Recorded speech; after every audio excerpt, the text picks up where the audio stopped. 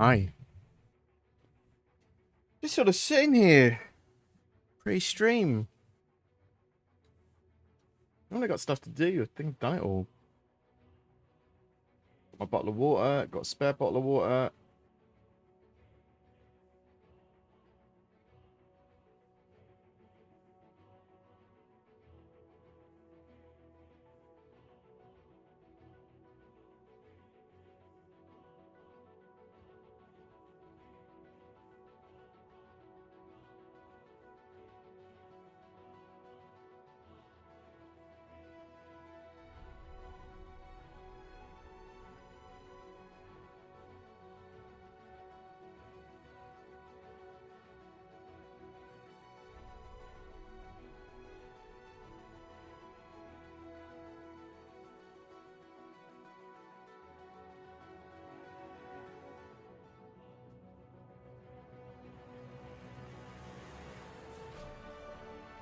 Just check my emails. Be pretty good to go. If you'd like to ask a question during the live stream, question in brackets. We're not going to be streaming for too long today. There's billionary. I'll go talk about it in a minute.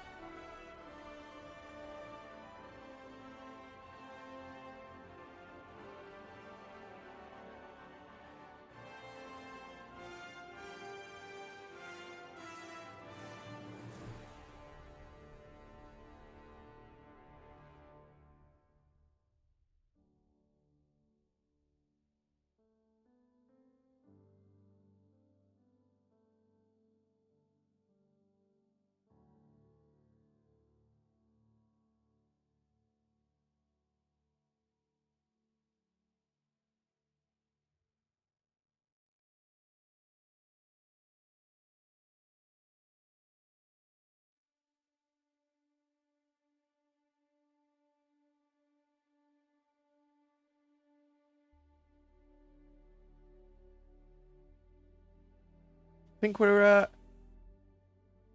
just go. Probably just go live in a second. Probably do that. Seems reasonable, right? When we are live.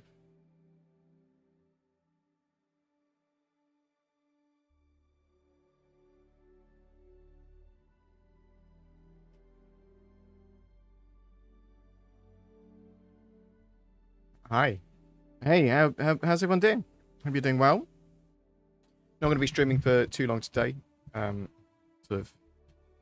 There's going to be some disruption on the channel for a while.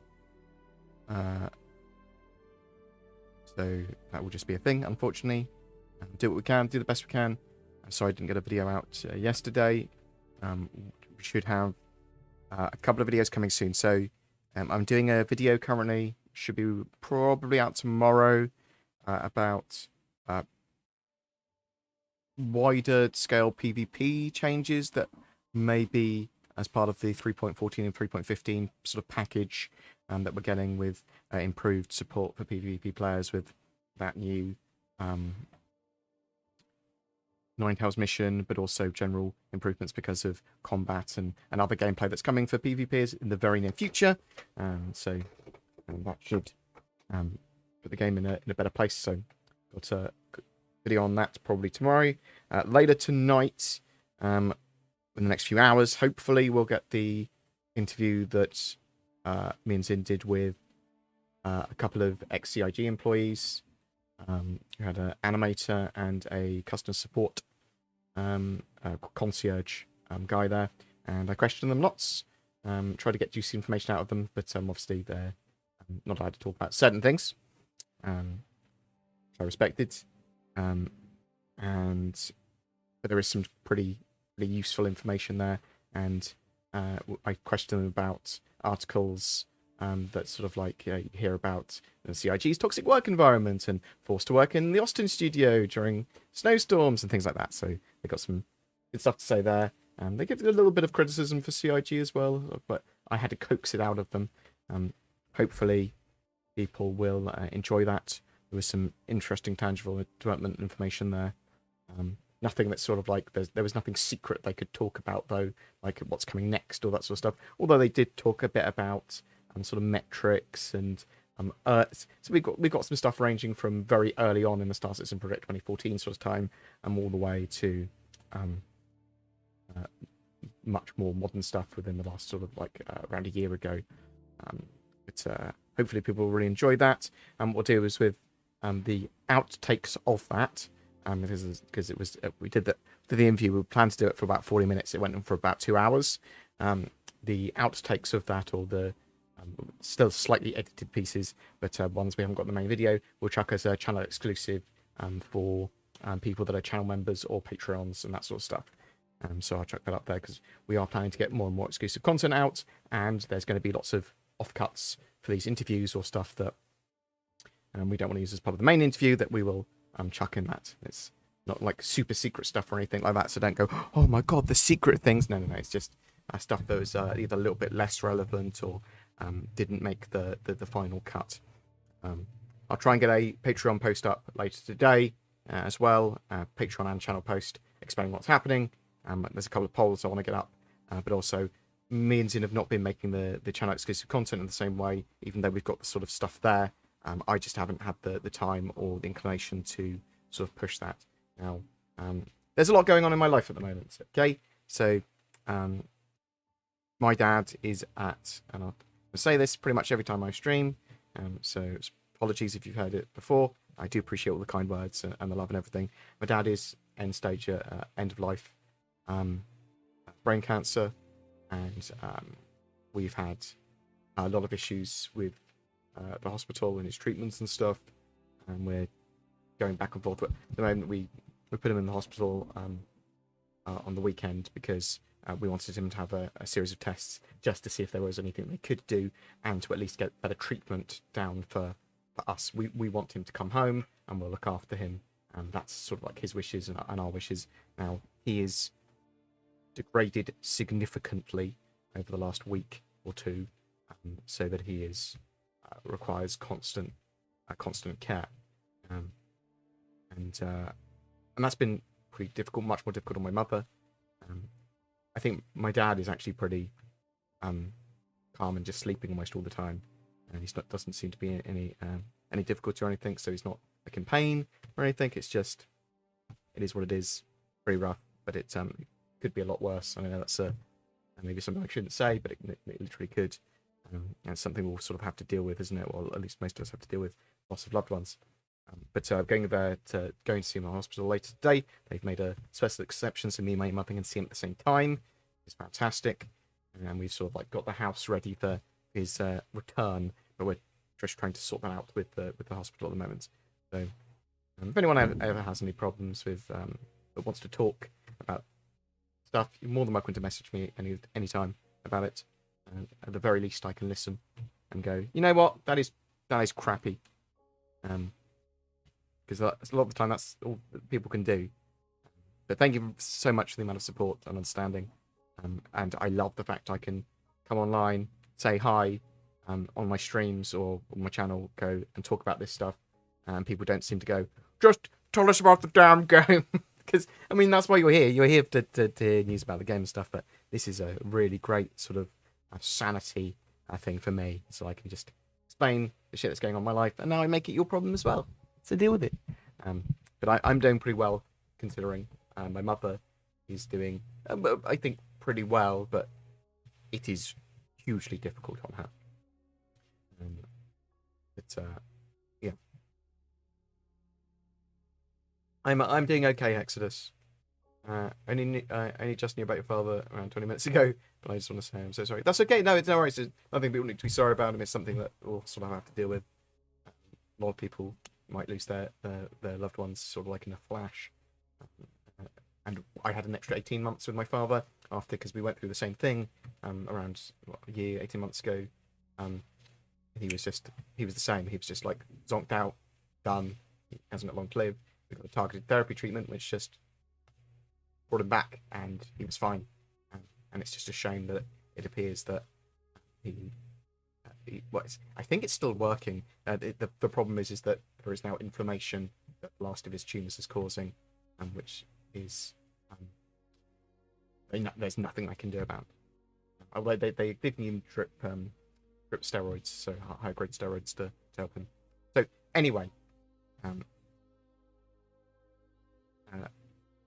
yeah, I just wish I could do a bit more for my mother and my father. But,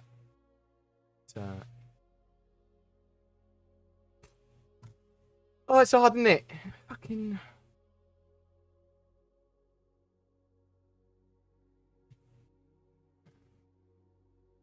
I'm sorry to hear that, VR Vlad, when you lost your father in December. It's just that when you were younger, you think your parents are invincible and you don't really understand about death. And I haven't really recalibrated my brain for that, unfortunately, because I'm an idiot.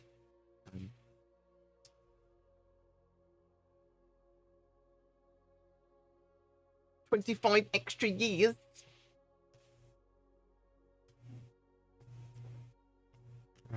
I'm glad, mate. I'm glad you got that time. Question, where's the Polaris? Let's move on to Star Citizen Matters. I appreciate all the love. Thank you very much. Yeah, it's genuinely. Otherwise, I'm just going to be here just being really sort of like... really sad. So, it's all good. It's, I'm doing pretty well. But quite genuinely. But as I said, that could cause disruption to the channel, because there's going to be days which I'm sorting stuff out. Or running around going, oh my god, what is going on? Question, where's the Polaris? And I hope that's yeah, thank you, I appreciate it. So we don't know where the Polaris is at the moment. Polaris is not currently on in active development, and it's not currently on the progress tracker. It is supposed to return to the progress tracker soon.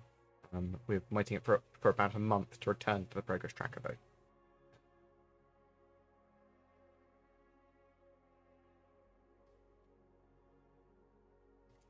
So yeah, Taurus is coming in 3.14, and they might look at its struts later and the other constellation struts later, which is cool. Yeah, looking forward to actually having the last constellation in a game. The this month's giveaway is for the constellation Taurus as well.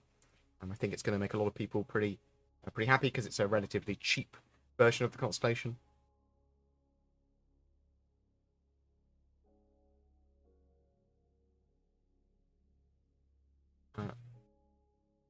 To the news this week, etc. It's clear that CIG is trying to delay the patch for next week or the next. So, as far as I'm aware, CIG are trying to get, so it might be a week delayed from this, but trying to get a live build out for mid-July. So maybe sort of like within a week of the mid of July now. I would expect the first wave PTU to literally be any day, could be today, sort of thing. That's what I'm still expecting. I know there's stuff that you want to get sorted in the Picati and blockers, which you always assume there's a blocker if it's not in first wave PTU, basically, because that's pretty much the definition.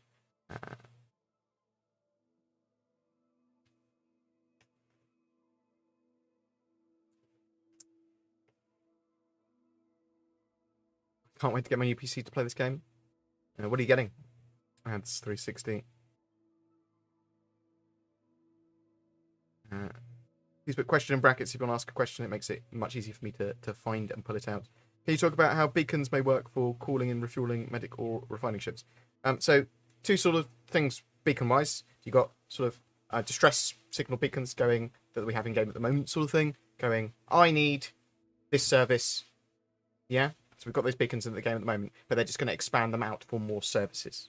You go, bam, I want this service. I need refueling in this area. Doop, and it will display basically on a job board people that it might only display to the appropriate people potentially, because otherwise you'd probably have a lot of problems with pirates just going, this guy's asked for a service, let's go kill him. But it might also be when you send out a signal to get refueling that at the very least other people can see that you've put a distress signal out, and if they were scanning you might be able to detect that. Do you know what I mean? Because you're going, I'm here, come refuel me. But there's obviously other types of beacon as well, which will be able to basically, as far as we're aware, and what they've talked about last time is deploy a beacon, which you can then use as a quantum travel point or sell that location, although that might have been changed somewhat because they were talking about probes and triangulating areas for points of interest and stuff. So probe gameplay might replace some of the other beacon gameplay, but distress signals asking for service beacons.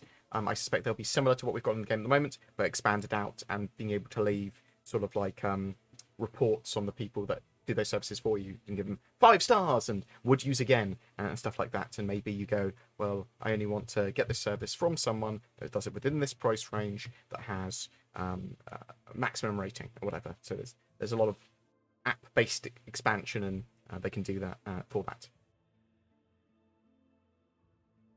So it's got a lid on it.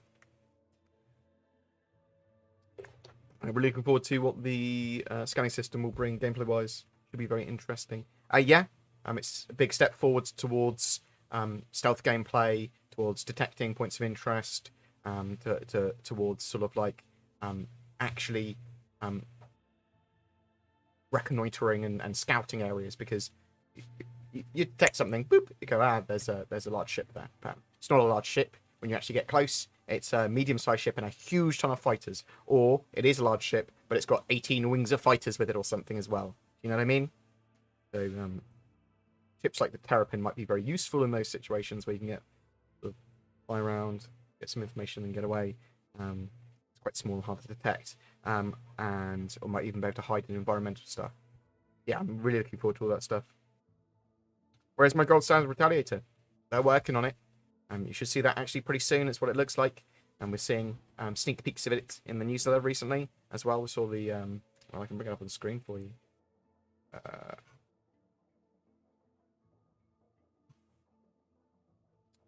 This is not the newsletter you're looking for. Huh.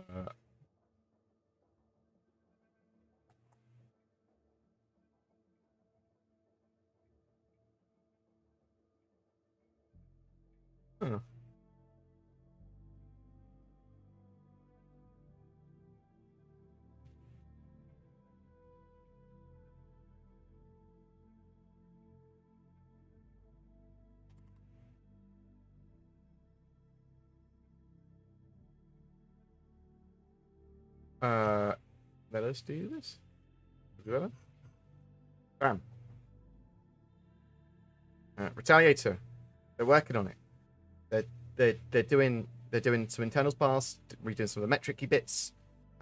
So little tiny pass, improving like the doors and stuff. You'll see those pretty soon in game.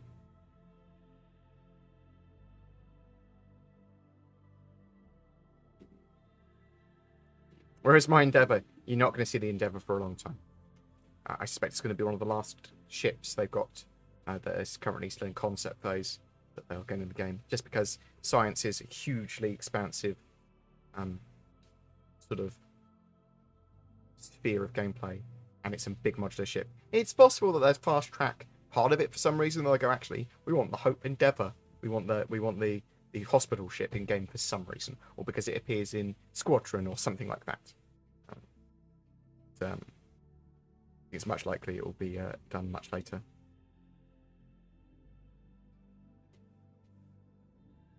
Retaliator modules, so they delayed them from 3.14. I don't think Retaliator modularity is currently on the roadmap, but I am expecting it in 3.15 still.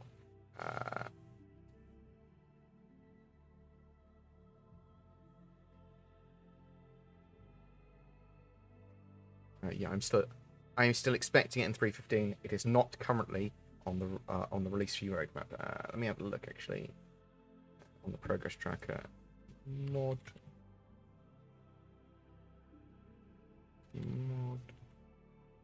you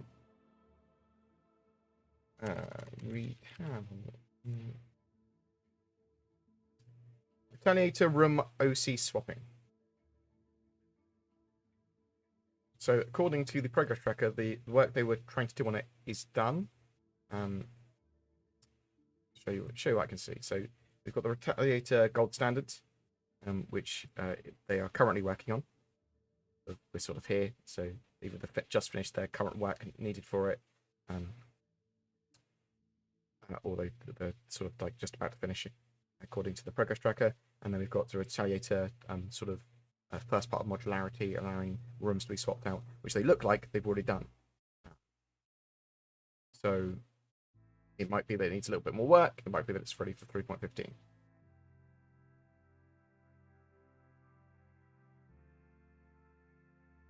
Oh god, yeah, you need an SSD with Star Citizen at the moment. It would be close to hell otherwise. Is anyone else excited to walk around a floating space station with a whale and Japanese style gun? It's not a station. It's not a space station. It's a giant falling platform. I mean, it is part of the Crusader planet. Effectively, it's falling. Where I see it, not really a space station. Well, maybe. I mean, it is sort of, but you know. And yes, I am excited to go around it. Why? Don't know why I had to be so pedantic there, but I was. What do you think is left to do with physical damage? I think really with physical damage, they are going to want to be able to have iCache fully implemented for it, so that they can save and stream in and out the damage information both physically and statistically.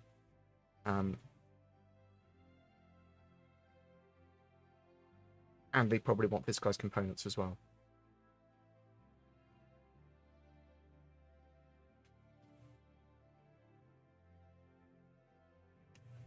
But there's other stuff that needs to come for it before they implement it, basically.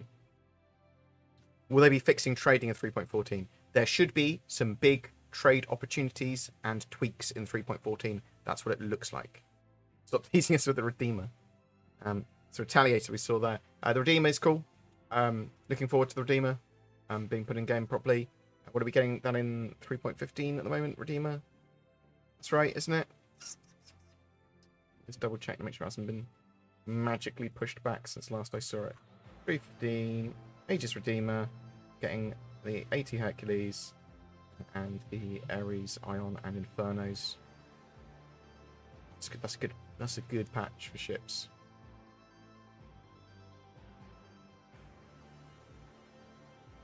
If we need secure cargo features in a ship, what's preventing space magic gravity toss a coffee maker into our face while flying? I think the idea is that a lot of stuff is locked to the floor on grav plates or magnetic plates. Certain things, obviously, if a ship technically lost gravity, would free roam.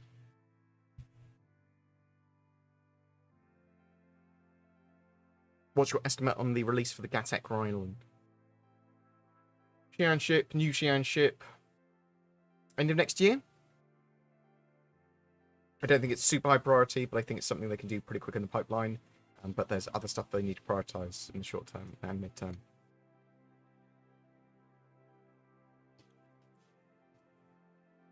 And will the Connie repairing and refueling issue with the Merlin be fixed? I'm assuming it's going to be fixed in 3.14, but I don't know.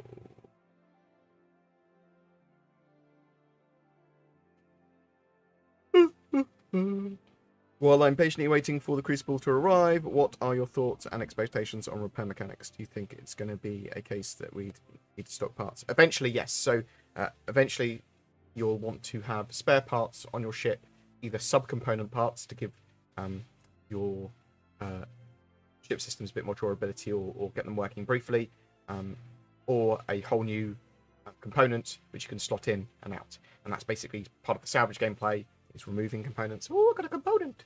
And repair component and repair gameplay. Oh, I'm putting a new component in.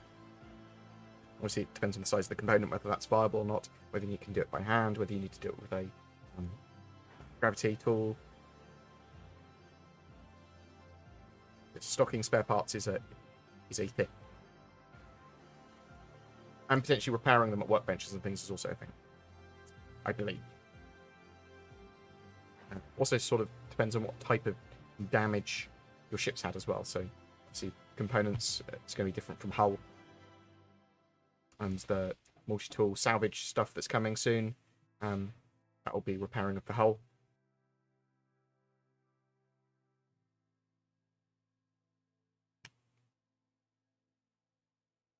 Andrew Johnson, hey, I just wanted to say, I visited Shannon years ago from Naysayer, didn't believe in this game, and didn't believe it would make it. I'm here to say sorry. I'm not really sure what you're apologising for. You're more than welcome to wait until the game's released or in a much better state before even considering yourself wrong. So I believe in the project personally. I think it's fantastic. I love following the project, and the game right now for a lot of people and a lot of organizations is fantastic. However, it's not really a super sit down and play for thousands of hours game for me yet. I mean, I'll cover it. I love covering it, and I'll jump into all the new major patches, and I'll play occasionally, so relatively regularly. But for some people, people put hundreds of hours into this game already. But I don't see why anyone needs to apologise. Unless you're going around harassing people, going, "You're dumb," blah, blah, blah, blah, blah, then maybe apologise to those individually. I think people are allowed to have the opinion that they don't think there's red flags for them or whatever, or they can be critical of Stasis. It's all good. It's all good. A bit of an open one. What is a gap in the current ship lineup that you would like to be filled, or what ship would you like to see? I'd like to see a drone combat ship, drone combat corvette. I appreciate all the kind words. There's a huge amount of people just saying they've had similar issues, obviously, with loved ones, because we're all most of us human. I identify as a human. I assume most other people do. If you want to be some sort of spaceship kin, that's cool with me too. You can be my special starfighter. Going off on a weird tangent, but yes, yeah, I appreciate people sharing their stories, and it's nice to know that a lot of people have come. Happens to a lot of people, obviously, and people come through it, and it's like stuff we will have to deal with. And just knowing that there's more people that have like, yeah, it's terrible, you'll get through it. It's good. It's good to know. I appreciate all the sympathy as well. If the medical tool can potentially do as much as the tier 3 medbeds, and any ship that has a bunk can transport an injured person who has been stabilized, why do we need to cut the thread? I think that you'll probably be able to do a bit more treatment in the tier 3 beds as well. Maybe sort of like stabilize people without having to have someone constantly there. You might be able to have certain ailments treated there, certain things treated there in tier 3 that the multi-tool or dedicated medical tool wouldn't be able to do, and also those processes might be more active and actually require a player to be there constantly using them, and run out of medical gel. So I do think the tier 3 facilities do serve a purpose much beyond the sort of multi-tool medical stuff and the dedicated medical tool.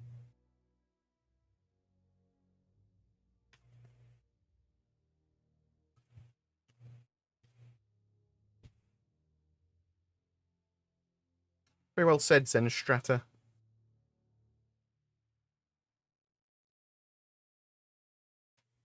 Seeing that refining has now started to really be worked on, how long do you think till we see the Orion in game?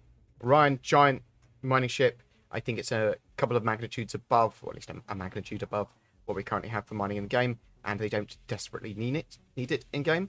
However, there are opportunities for large-scale mining in the Aran Halo and in Pyro for it, and it might be used for Squadron. So it is a giant ship, and it doubled in size, or doubled in length, I should say. So I don't know. Probably not for quite a while. Sort of talking a couple of years, in my opinion.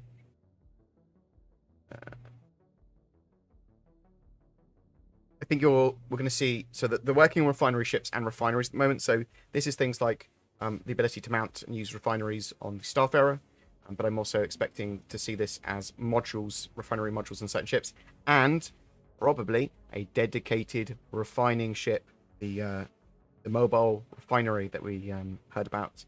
They were sort of looking at CitizenCon 2019. Dumb question, but is the new upcoming engine going to make the faces look better, or is that what people are going to look like in the game? Not a complaint. So they are going to continue adding to the facial tech, and the Gen 12 renderer stuff will allow for better looking graphics in general. So expect the faces to look better. The autonomous mining crab thing, the mining tick, mining spider, tick spider, the mining crab, as CIG showed a while ago. Was that just a shelved idea? No. So it's actively in Squadron 42, and we should start seeing them in the Persistent Universe at some point. Beef Solids, thanks for telling us all these great things. Please do it forever. I appreciate the ridiculous donation, Beef Solids, especially as you appear to be relatively new on the channel. Thank you. I don't know. I can't necessarily promise that I will tell you great things forever. I will report on Star Citizen News, and I'm very pro Star Citizen and pro project. I'm not always going to be super positive if it's something I'm not positive about. Do you know what I mean? So I can't promise I'll always say great things, because I will criticize CIG and Star Citizen occasionally. I think rightly so. But I do love the project. I do love the game, and I'm looking forward to it. I can't do it forever either. Unless they actually, maybe you'll be able to AI me one day. My dying wish will be to become an AI, and just to talk about Star Citizen. I'll do it as long as I can. Beef Solids, appreciate it. What a beautiful name, and a ridiculous $100 donation. Thank you. I certainly don't deserve such things, but I do appreciate it. Thanks so much. Oh, you legend! You're an absolute star. Oh, thank you. Yeah, that's made me relatively happy, and that's made me happy. You're a legend.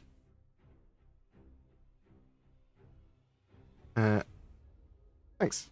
Hey, Mr. Board, have you seen the VR video? Looks like VR works well in VR already. Also, love watching the Elite Week, getting over excited over development Star Citizen now. I love you. Yeah, so I haven't actually watched the Elite Week video because obviously they cover Elite Dangerous normally, and now they had a look at Star Citizen. I heard that they were pretty excited for it, and there's obviously a huge amount of Elite Dangerous players that are coming over to Star Citizen now. Star Citizen is very much an alpha. I suppose they know what to expect because it's an alpha, and some people have been a bit disenfranchised or disappointed by Elite recently because of Odyssey sort of promising a lot and then having a bit of a few problems with the release and performance and stuff like that as well. Hopefully they're about to get it into a great state over the next few months, though. This is the same sort of, well, it's not as bad, but it's the same similar thing to what they had with No Man's Sky. No Man's Sky released, and No Man's Sky a little bit different in the fact that I genuinely feel that there was huge lies and just stuff not ready at all with No Man's Sky's release. But they sat down, and over a year they got the game into an amazing state. No Man's Sky's fantastic now. Olivia St. John, thank you very much for becoming a BoredGamer member and pressing that join button underneath my videos for secret things. I appreciate it. Thank you very much. We'll have a exclusive video coming out within the next couple of days with those CIG ex-CIG employee interview. A big section of that will be exclusive only. But it's not going to be like groundbreaking or anything. And the main videos come out later on the channel today. So basically, what I want people to know is that you're more than welcome to support the channel with either donations and subscribing and all that sort of jazz and joining. But it's not essential for the channel to keep on going. And people, support to your means. Don't give me $5 if you want to buy yourself an extra little treat for a meal, or you want to buy yourself a graphics card. Don't give me $100. But I do appreciate it when you do. Thank you. Alice35, okay, this is 35. Thank you very much for becoming a Primary Boy member. No Sky Man. Has there been any mention of salvage? We know that salvage is being worked on for 3.16 at the moment. Hopefully it won't get pushed back any further. There's teams working on it now.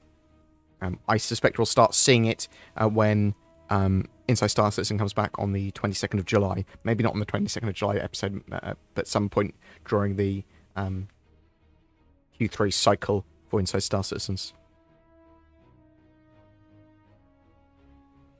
Elite granted, blah, blah, blah, blah, blah. I love that though. Star Citizen started making strides that made Frontier Rush a feature and trip. Granted, the Elite has always been lackluster, great for 100 or so hours, but you start noticing how bland. Yeah, so for me, Elite Dangerous is a bit too shallow, and if I want exploration type stuff, I'll do No Man's Sky. But obviously, Star Citizen is trying to do something that is much more detailed, but it's obviously taking a huge amount more time to develop it even to its first version.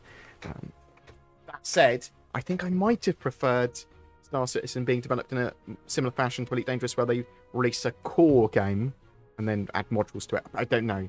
Well, I'm going to reserve rights to have a judgment when the game actually comes out, and then look at the development all the way through and go, this worked, this didn't. We might even be able to do that just when Squadron 42 comes out. Hopefully within the next 18 months. I've been saying that for about a year, though, so... Ski. Thank you very much for becoming a member, subscribing. Very much appreciated. Oh, you start. Thank you. Lots of people subbing today, actually.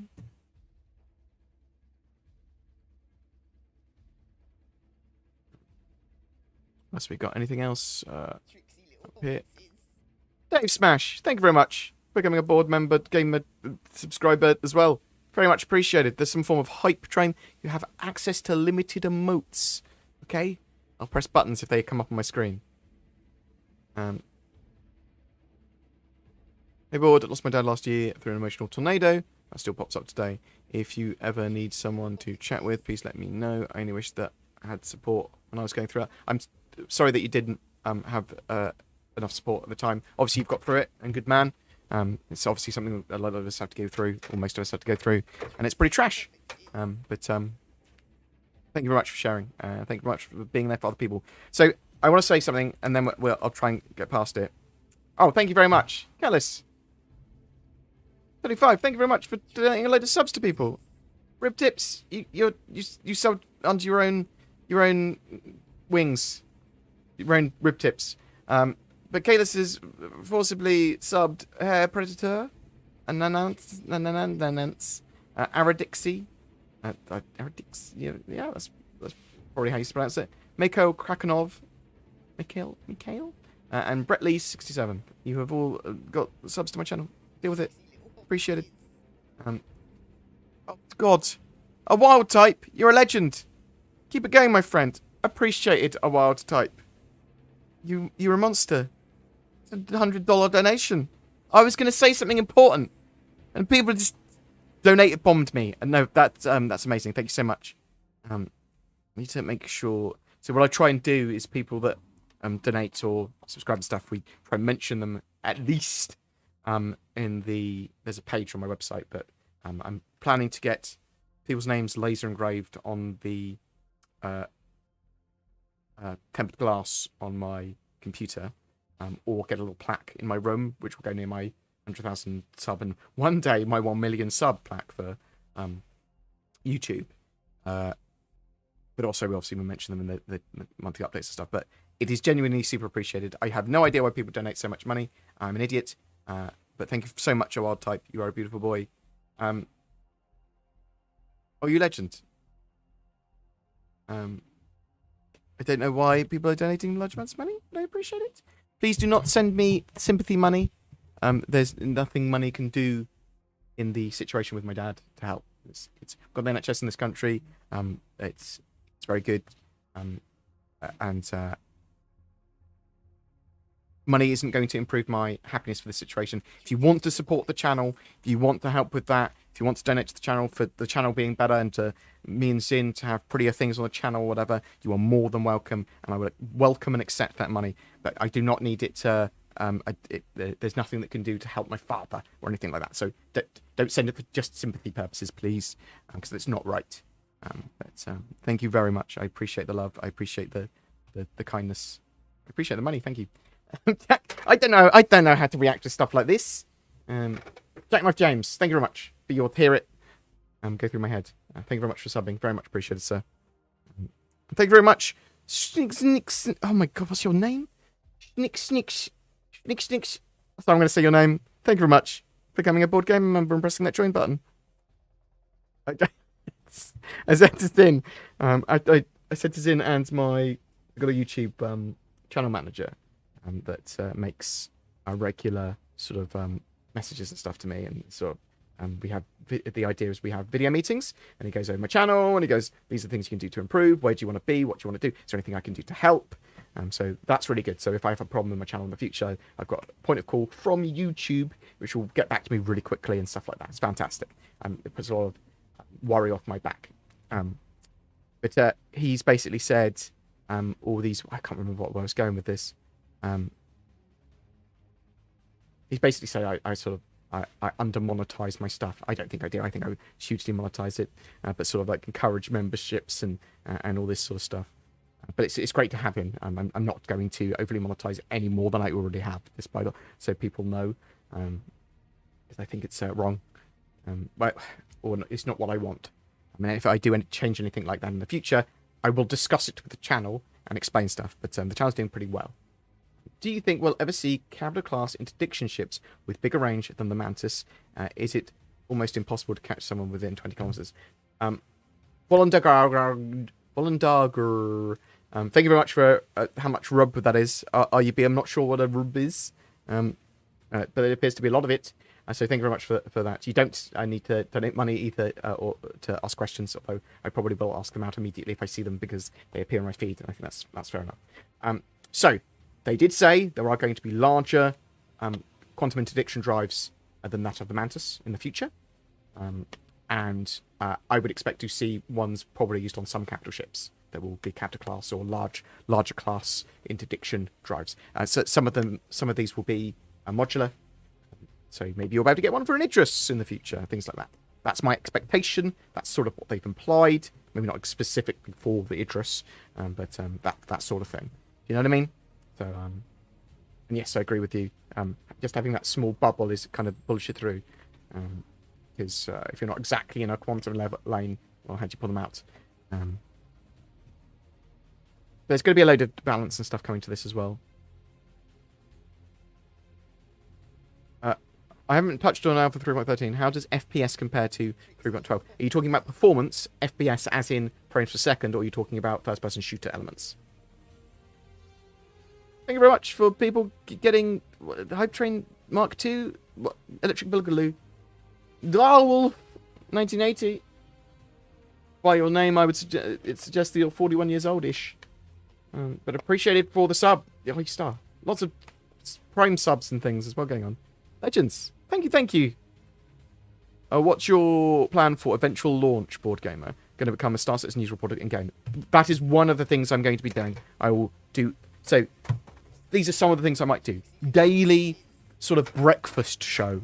Yeah? So, in the morning, stream for an hour with the latest Star Citizen news, jump in game, have a play, look at what's happened, look at the sort of like in-game news, look at where commodities are, have a bit of a chat, what happened the night before, have a bit of a chat like that, just for an hour. Yeah? Do that every day. And then, yeah, maybe we'll do in-game news anchor stuff, because that's going to actually be a job in-game as well, which would be fantastic. I think, maybe. But we'll have to wait and see, I suppose. But yeah, I'd happily do a roleplay light in-game news stuff, because I don't want to do super heavy roleplay for my channel, probably. I mean, I'll cover roleplay events, and I'll probably do some roleplay in some events and stuff, because I think it's funny to some degree, but obviously it can be incredibly cringe, so there's a bit of a balance there. But yeah, so that for sure. Lots more gameplay, guides, updates on what's going on in the game, but we'll still do our patch updates, what's wrong, bug reports, all that sort of stuff as well. It just increases a huge amount what we can do. Dave Smash, I don't know how many subs you just gave. A lot. Dave Smash has gifted 1, 2, 3, 4, 5, 6, 8, 9. It looks like at least 10. But I'm not very good at counting, apparently. Dave Smash, thank you very much. And the real Jeff Jordan, Jack Hiroshi, Sierra Noble, Zitiminirikuri. I don't know how to say your name. Reese, Infinity Prum, Asamir Gur, Ruin. I don't want some of these names. Verdins, you've all been forcibly subbed to my channel. Enjoy. Thank you. I appreciate all the ridiculous subbing shenanigans going on. You guys are legendary. And apologies for anyone that has come here for Star Citizen news. I'm just constantly either talking about my father, shitty life stuff, or just thanking people for donations. Apologies if you're here for more news and stuff. We'll any news on those big mech suits? So that's the Titan suits. We have not heard about them for ages. They've sort of like gone quiet about them. Now, we know that they wanted to potentially fast-track some of them for the persistent universe because of theatres of war. So, it's possible that you want to go, when theatres of war sort of launches more readily, them also have the Titan suits ready for that so they can go, wow factor! So that Star Citizens go, ooh. That's just a random stab in the dark. Do you think that most recent updates about medical gameplay will steer clear of folks from getting the Cuddy Red variants? Or the Cuddy Red, with impact this will have on current owners. Medivac upgrades. So I think that people are going to be using the Cutlass Red as an ambulance for the Endeavour Hope, as an ambulance for fleet battles and ground stuff, to exfiltrate people, to keep them stable until they can get them to a better hospital. And they'll be used for search and rescue stuff. They're going to be ships that are very good used at short range. So if you've got a carrier for them, they're going to be great because you get them to an area, you get the person or people on your ship, and then you get them stabilized on those beds. And you'll be able to treat other maladies and things. They're just not going to be, and light injuries. They're just not going to be the life-threatening or crippled limb stuff. So do you think they're going to have a purpose? But do I think some people bought the Cutlass Reds purely because they wanted a short-term respawn point? Yes, I do. And some of those people might want to upgrade their ship to something else.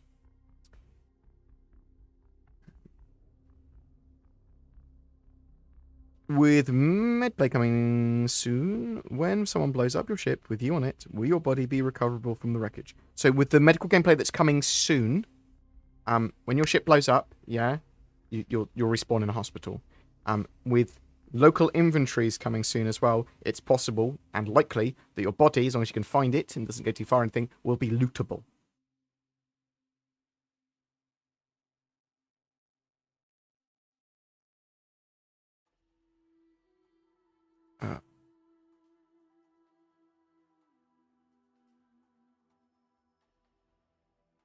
Chris said 3.14 would be coming Wednesday or later in the week. No. He said they expected it to be mid-July. That's what they were aiming for, as far as I'm aware.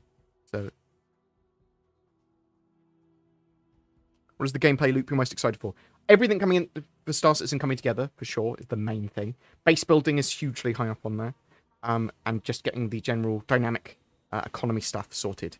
Because I think that allows for a huge amount of balance. But I mean, boarding's hugely up on there as well. But that's like a lot of gameplay loops coming together. Will NPC crew be able to rescue players in trouble too? That's a really good question. Technically, yes. At least on the subsumption side. And I would expect, yeah, I mean, they could probably do it so there are search and rescue NPCs, because they'll definitely be part of the quantum simulation. Can they physicalize an NPC, and can they build them to also come and rescue a player? Yeah, they probably could. That's not going to be something we see in the near future, though.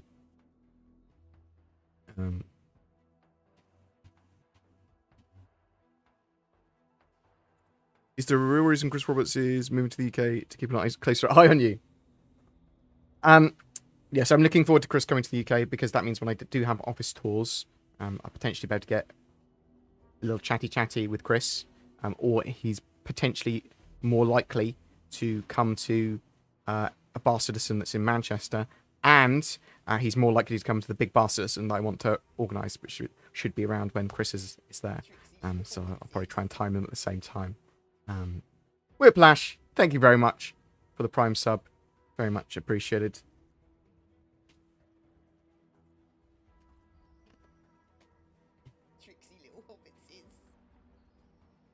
Nova Dolby, thank you very much. Thanks for the sub.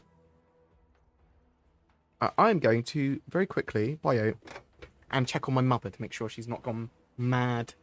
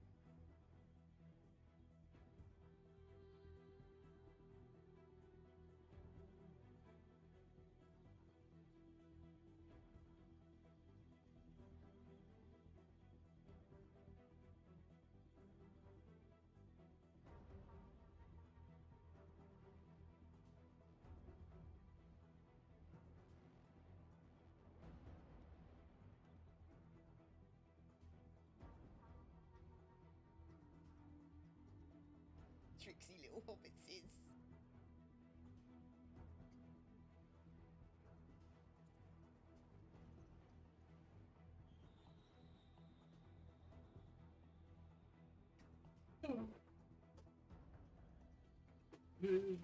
Hi.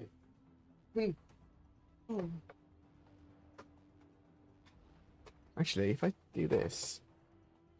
Right, now I was trying to work out if I could get Chris Roberts' head on my body. That wouldn't work, would it? Madness.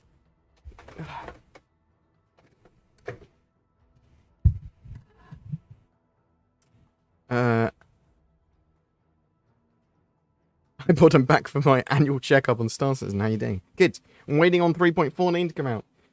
I was hoping it'd be out end of last week. Although, obviously, at the moment, it's not the great time for me, so... Mixed Monkey, thank you so much for the Prime sub. Very much appreciated, sir.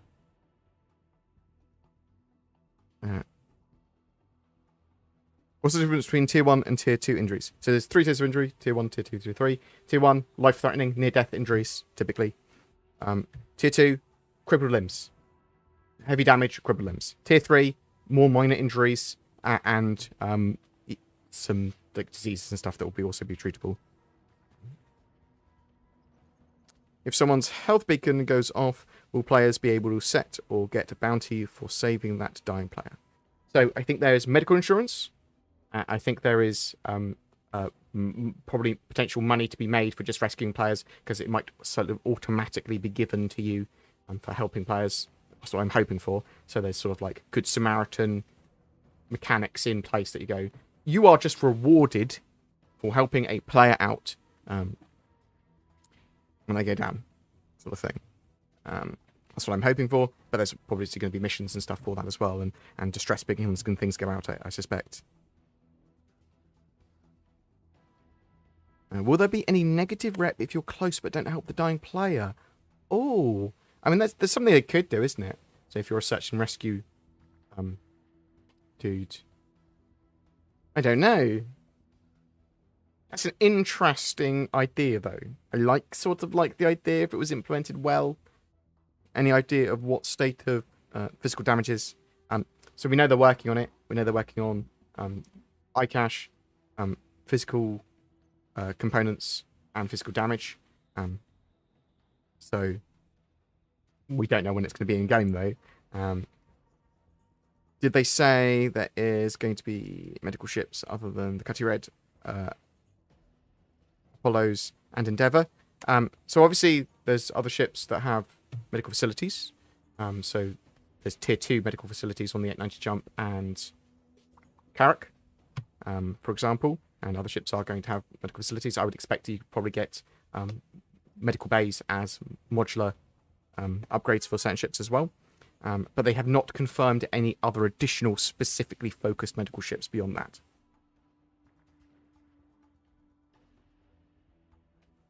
Do you expect a partial wipe with 3.14? No, I don't. I'm not expecting any form of wipe with 3.14. Well, no persistence wipe anyway.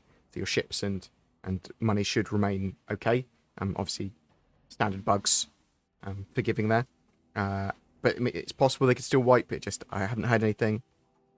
I appreciate the sympathies. Thank you. 3.14. I'm hoping that we see first wave PTU this week, today, tomorrow, next day, sort of thing. That's all this week. See, and within a couple of weeks live. I think that's still the plan.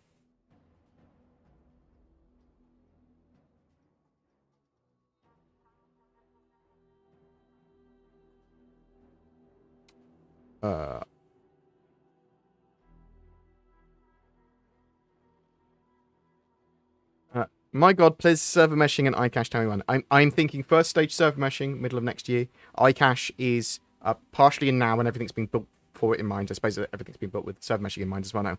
I sort of renamed iCache to and subsumed it into some other stuff. But you'll see more and more iCache based systems this year, and hopefully they talked about having persistence ready by the end of this year, which is requires iCache to pretty much to be fully implemented at the same time. Now, is it just persistence internally, or is it persistence for something implemented in game, which will allow items and even NPCs to be saved in their precise locations to be reloaded in later, which should fix NPCs standing on chairs and things like that. Kind of as a byproduct, actually. How do you think play death will be handled in 3.15 with a down state if the ship still explodes when it has 0 health? I think that when the ship explodes, typically that will be more than just down, because the thing is it will be in space then, won't you? As well. I think that's probably that's you dead with the damage you take when the ship explodes, at least short term. But it's possible that you're downed, and maybe someone can come and rescue you.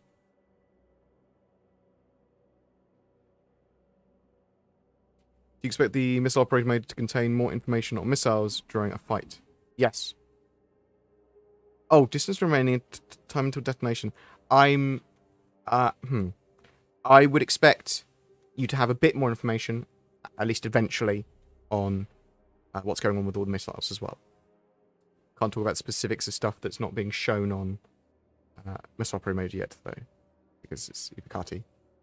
Initially, do you think that you'll be able to strip salvage from healthy active ships, or only from wrecks? That is a really good question. But I think that with hand salvage, you're actually able to strip it from healthy ships, even in the first implementation. What patch do you think will be after 3.17? 3.18? It's possible that we could see 4.0.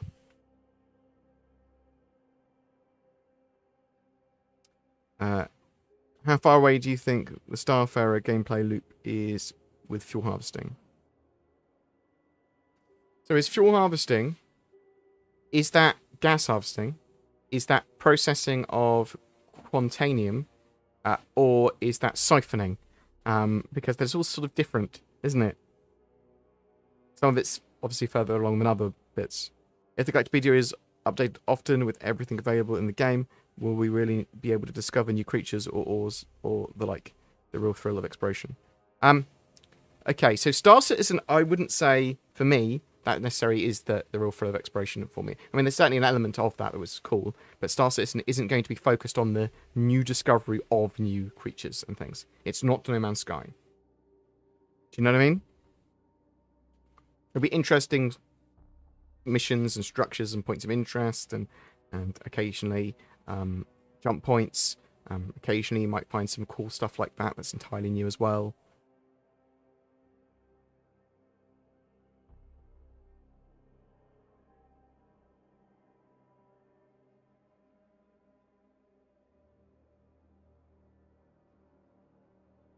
Silly G, I'm sorry if your thing got deleted. I can't even see it on my list of things that got deleted, or the original thing you asked. Apologies, mate. When will be reset?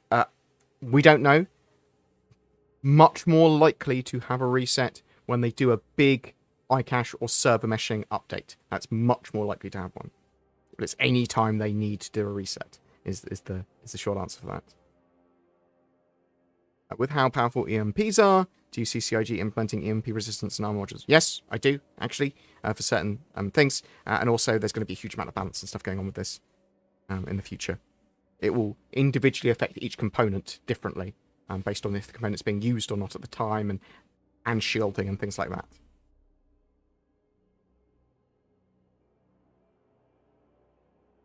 According to the roadmap, Squadron 42 currently has 172 tasks and doable schedules, where 98 of them are finished, meaning Squadron 42 is 54% done. How do you think Squadron 42 is? I think that the percentages of that are... Yeah. I don't think it shows exactly how much long's got left. It could be 1 year, it could be 10. Well, probably not 10. Chris Roberts basically said, though, he is moving back to the UK late this year, early next year, to for a while to finish out Squadron 42. So I'm hoping that they're done by the end of next year.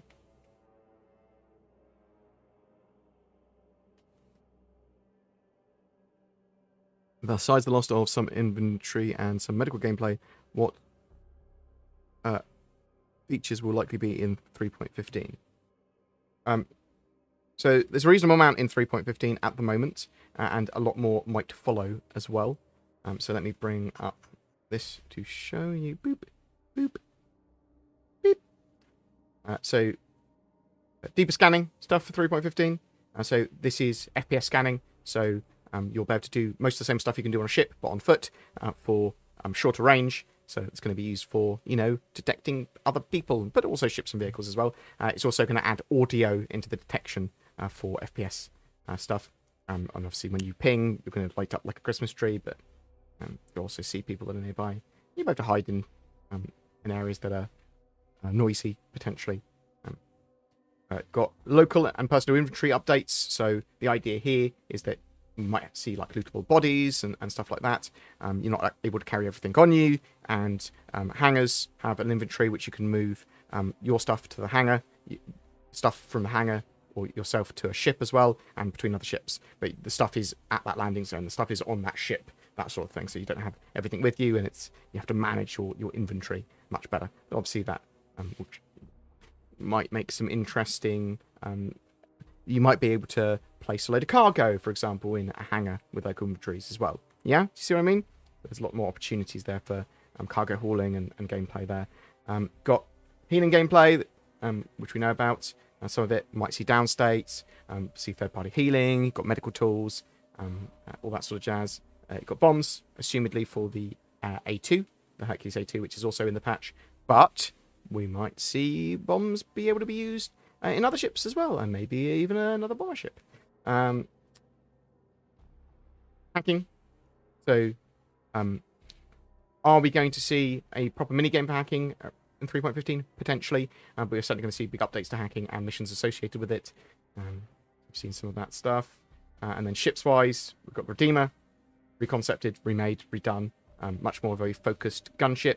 But they did also potentially say, it's going to have some modularity, so actually, people will probably be able to make it into a dropship in the future if they want. Got the Hercules A2, as I said, and quite excitingly for me, I got the Crusader Ares Starfighter, the Ion and the Inferno there. Basically, the floating Psy-7 gun with a ship attached. And then you've got the weapons for that, and you've got the multi-tool, medical tool, and dedicated medical tool. And as a big performance update as well, you've got levels of detail stuff with ship culling of interiors at distances. It's important. There's more performance. And there's potentials for lots of other stuff as well. And we'll learn if any of that's getting pushed to 3.16 in the next few weeks, I suspect. And if there's anything new that's going to turn up. There's almost certainly going to be some new stuff too. So.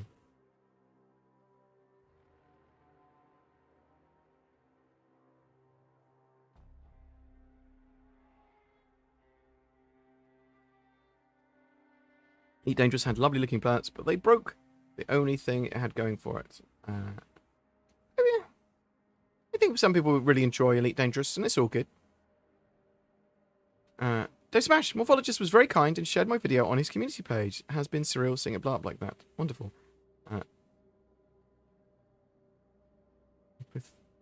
Which one was your video? Sorry, Dave Smash.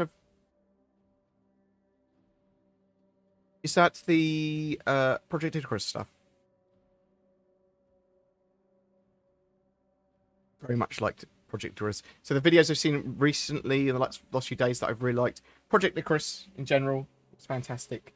The Tavaran and Xi'an VR sculpting stuff that I've seen was absolutely fantastic as well. Oh.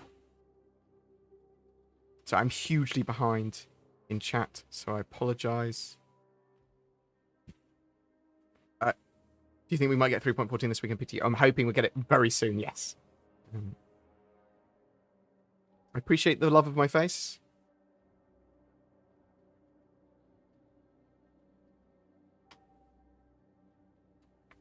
Dave, feel free to link your video as well, and you can send it to me. Actually, feel free to send it to me, PM it to me if it's not entirely sure which one you're talking about, but I'm happy to tweet it as well and talk about it on news, whatever. With work active on Nyx and Pyro, do you think they will come together? I think that we'll see Nyx and Pyro at CitizenCon this year on the 9th of October. I also think that we'll see Pyro first, but we may see Nyx very soon after. If bodies are lootable, does that mean bodies are persistent? They'll be persistent for at least a period of time. Does that mean shipwreckage will be persistent for a certain period of time? Yes.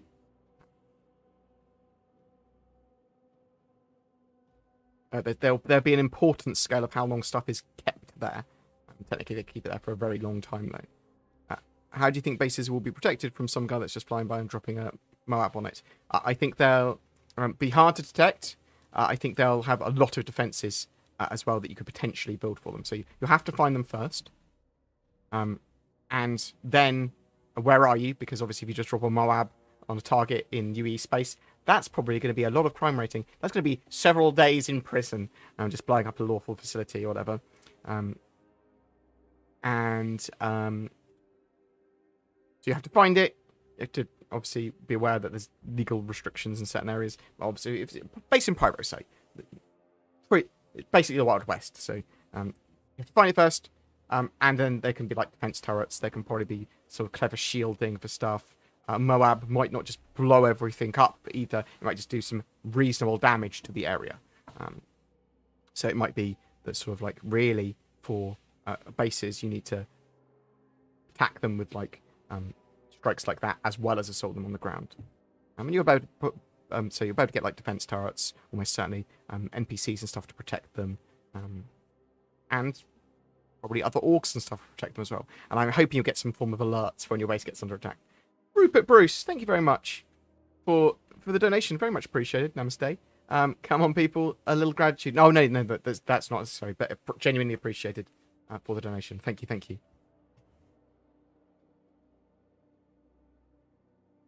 What else have we got here?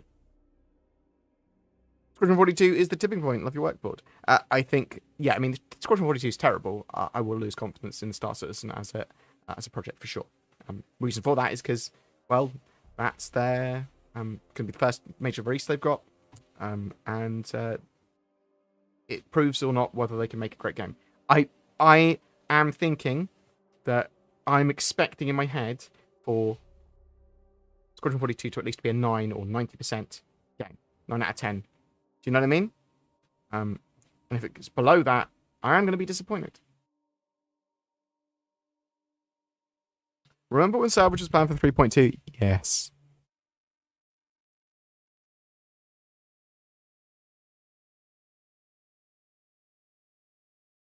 Hi, chat. Back after a year, is the game done or in a good spot? No. I mean, the game is playable alpha, but it is very much alpha. If you're playing with an org or a group of players that play it ready, you'll probably have a load of fun. But it's not a sit down and play game yet. Every major patch is worth jumping in and turning up as a tourist to go, what's new and pretty? Ooh, pretty. Ooh, new. Got a new patch that should be live very soon. Good morning, board. What's the details, if any, on the new ship customization shop? So, Cousin Crows is going to be an aftermarket customization shop for customizing various parts of your ship, including selling modules, modularity for some ships, but it'll be like lots of little items, whole modular rooms, painting for your ship, lots and lots of things. But it's more generalized at the moment. There's going to be other customization shops as well beyond Cousin Crows.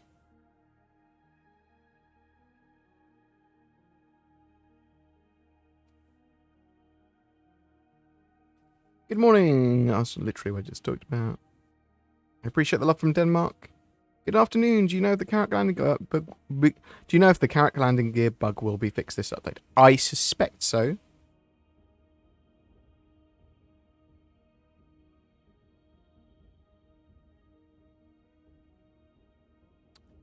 There was a way to fix it, wasn't there already? There's a workaround for it.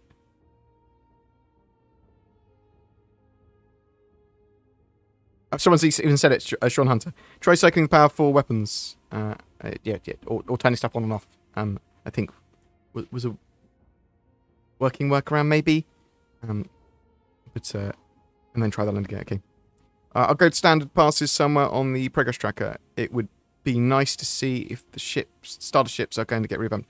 Everything will get a gold standard pass at some point, because they'll need to do that for all the new mechanics, including physicalized components, physical damage, new materials, things like that.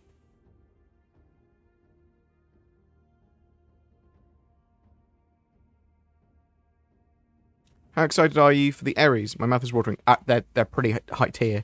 They're a single-seater, heavy fighter. I mean, they are support-heavy fighters. So in my opinion, they work best if other fighters are engaging your target or targets while you help them, because your gun is big and unwieldy. Is sort of and you don't want to be fighting like light fighters that are swarming around you, getting behind you constantly.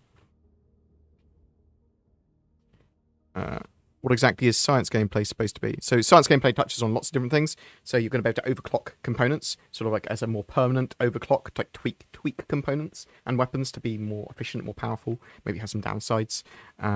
You're going to be able to do long distance telescope exploration or detection. So you'll be able to go, an anomaly, beep, beep, beep, beep, get some information on that, turn it into science data, sell it, or potentially discover points of interest with this like super long range telescope thing. There's going to be science modules for it, for the Endeavour, for example, that will allow you to get materials, plants or whatever, goo, space goo, and then make drugs or crunch science information out of it, and then literally you'll be able to make, it looks like, science data for different things and sell that science data, or it be used in different manufacturing processes. But it also touches on things like exploration, and there's going to be science-based missions. There's quite a lot going on with that. And farming, potentially parts of farming might be science-based. Certain elements of other gameplay loops might have science that you will allow you to make something for them or help with them or whatever as well.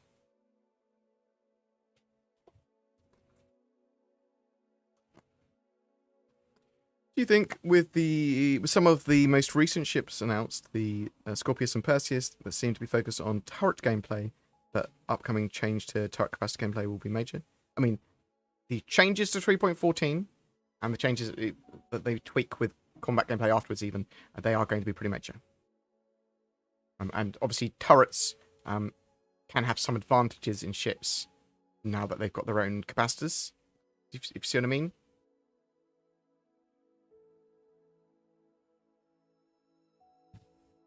How big do you think the Benemention will be in the end? We know it's grown a little bit bigger. Capital ship incoming? Well, it's pretty big. It's called like Corvette sort of big, isn't it?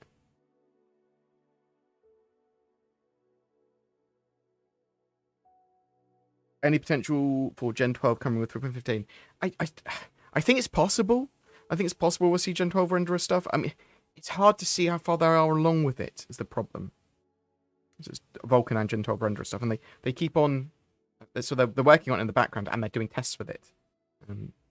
Any idea or speculation on further org functionality and how that might integrate with the rest of the game? We know they're working on org functionality and things that organizations can do to help organize themselves, both on and offline. And I think we're probably going to see in not the too distant future org tags added to the game, so you can see when you scan someone what org they're in, which will be absolutely fantastic.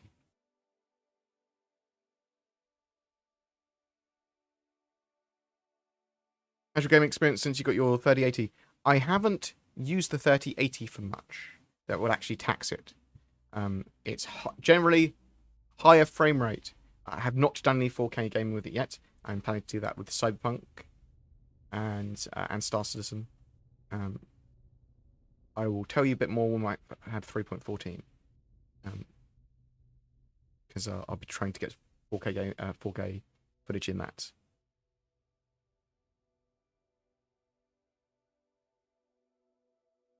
Could you sustain tier 3 minor injuries while your ship is in combat? I believe so. There could obviously be fires. There could be ricochets and stuff.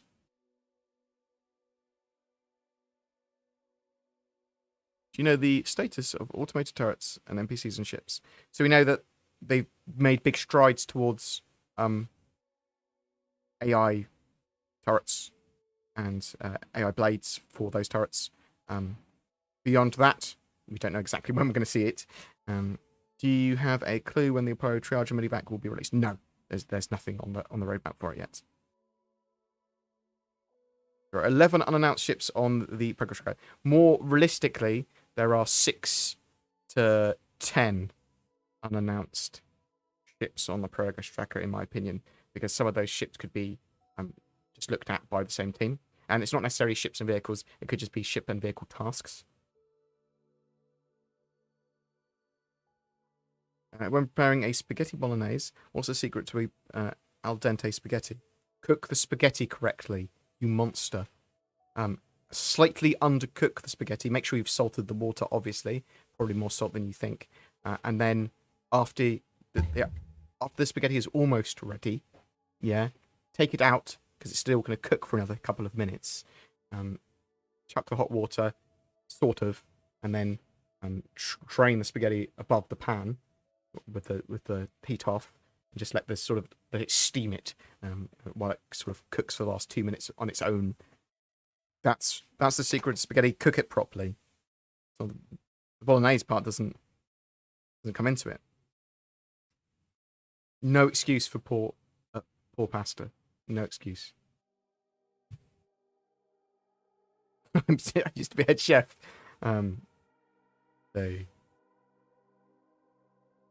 BG, what's the word on the Jump Point hardcover editions? I have not heard anything from CIG. However, I want them myself, you see. I will ask one of my friends at CIG rather than poking the official sources. Okay? I'll say, can you talk to someone in the know for me? I'll see if I can get that done. I might not get an answer, or they might have something planned already. So, when do they plan on having Pyro released, and when will underwater or water world planets be implemented? So, there's obviously a little bit they want to do with water and improvements of water, and they want swimming, and they want some underwater-ish stuff, but I don't think it's going to be super expansive. I would expect to see water worlds, though. Don't know when, though, for water. And rivers and stuff as well. They've got sort of some tech for that. Procedurally assisted rivers. Pyro, we know it's coming with 4.0 and server meshing. Well, that's the plan. I'm expecting middle of next year. Silly BoredGamer. 2 weeks is middle of July. Okay, yeah, fair one. See if I can power through some of these. Can you interview Jack Axton on the state of trade and what we need to get things more balanced? Yeah, that's a good idea. I'm happy to interview some people that have made apps and people that are smart in the community for things and things like that as well. Yeah, cool. That's a good idea. Half-Life Alyx in VR. Well, Half-Life Alyx is just amazing.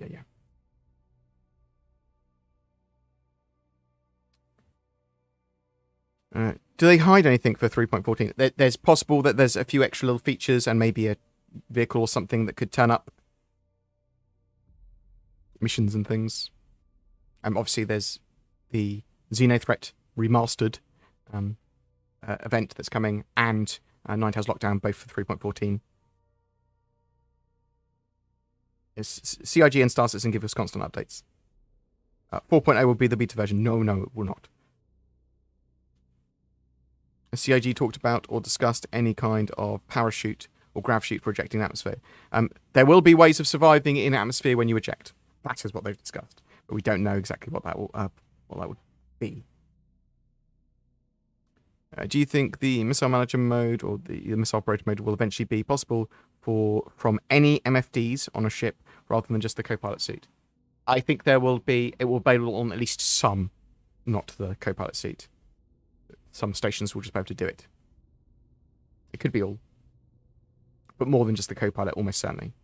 Is the planned 100 star systems, or will they add tech to generate new star systems for more exploration?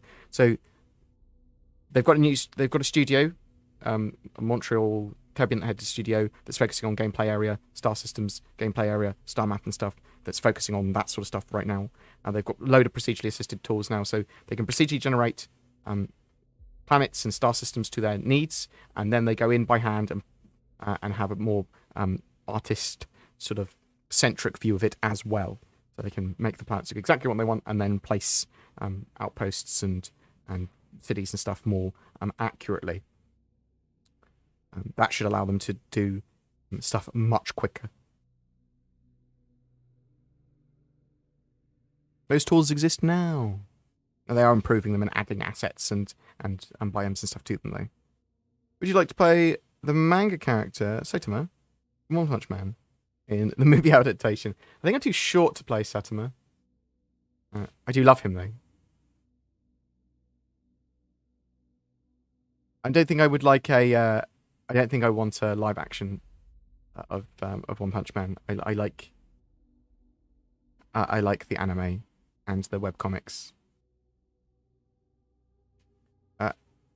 How will missile changes affect solo players? When do you think solo players will be able to slave turrets and ships? So they've basically said that as long as the AI modules exist for it, or as long as the ship can take AI modules, turrets can be slaved to the pilot, but they'll obviously be locked forward.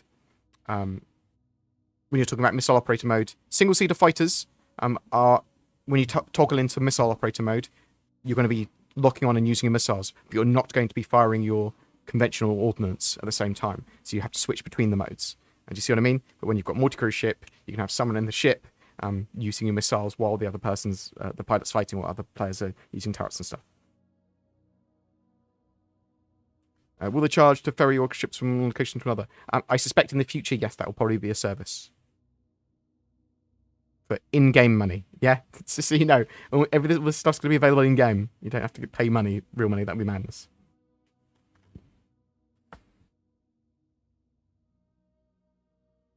I mean, I think CIG is done with Pyro. There's a lot more still to do. There's a lot of outpost and mission and stuff and ruin station and things that they'll need to get done, for sure. Do you think them not being ready with repair, refuel, jump points, server meshing, and iCache is are factors as well, though. With 3.14 weaponry balance coming, are they going to reset the ship loadouts? I.e., should I unequip my upgraded ship's weapons and missiles? Yes. That's good practice before any major patch drops. Unequip your custom power plants and ship components and weapons, because they are likely to be accidentally wiped, as it were. They sort of reset the default loadouts.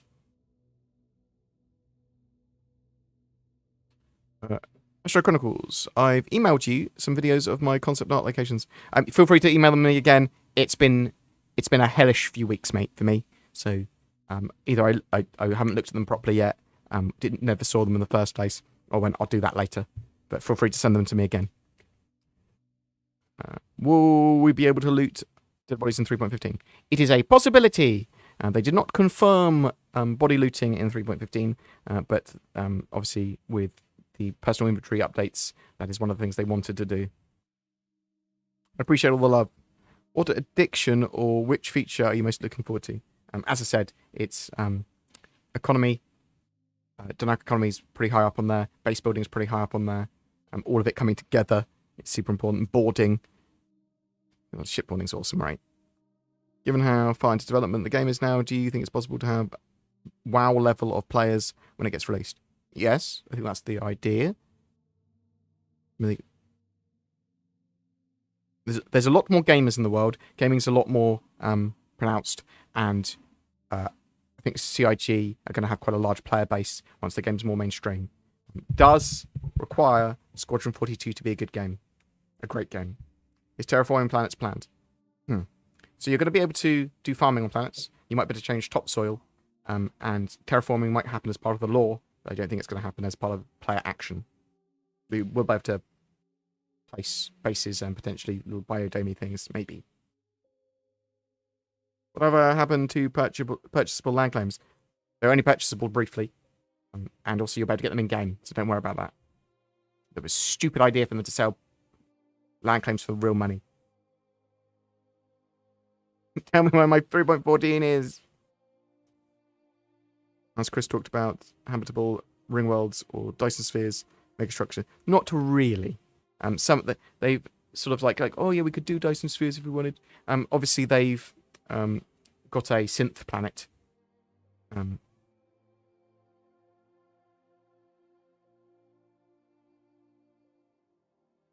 Will it be cheaper to build your base if you mine your own materials?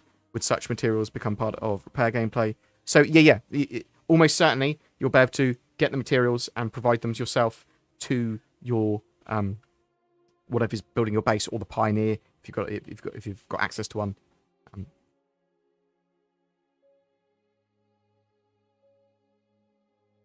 Sabotage missions for rival shops, is that going to be a thing? Maybe. Probably, actually. If you get an alert that your base is under attack, but it takes 5 to 10 minutes to load up the game, will it matter? Well, I don't think it's going to be like over in a flash. I think it'll take time for it to blow up the fences and then go and land and all that sort of jazz.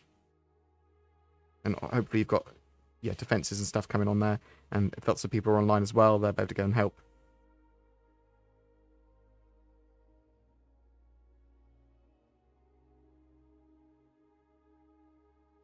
What else have we got here?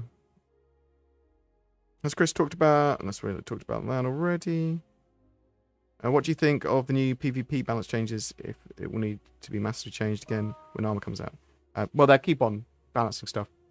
There's cognitive dissonance and a bit of conflict when they're running a playable alpha, that when they do minor changes or when they do big steps towards the main game, they're going to need to rebalance every time. Do you know what I mean? Or at least to some extent, so that it's playable. Got an arrow. Would you think the Gladius would be a good upgrade? I love the arrow. If you want something that's a bit more armoured, the Gladius is a good shout. Military, light fighter, that Gladius. But you might just enjoy the arrow more. It's pretty agile. Have you ever met Chris Roberts? Yay! 3 times? Talked to him at length once.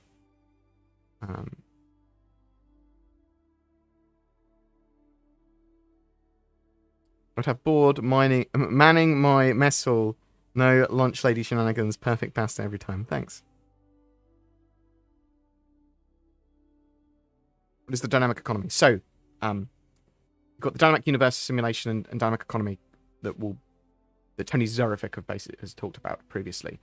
So basically, they simulate a huge amount of NPCs and quanta in the background that go around doing tasks in the universe based on job needs. And mining deposits have been discovered. Well, there's mining areas around the verse. Those items will be mined by players and NPCs. That they'll then take the ore and then take it to factories, move it around, and it'll be produced into lots of different products, basically. But they're used for a huge amount of other stuff. And there's NPCs that are going to be destroyed in the background, and players get destroyed, and that sort of stimulates the economy. The dynamic economy will basically have items, ships, and goods all changing in price based on supply and demand and what's happening in the game, and actually be produced at factories with the items to take around. So you'll have not a static economy anymore.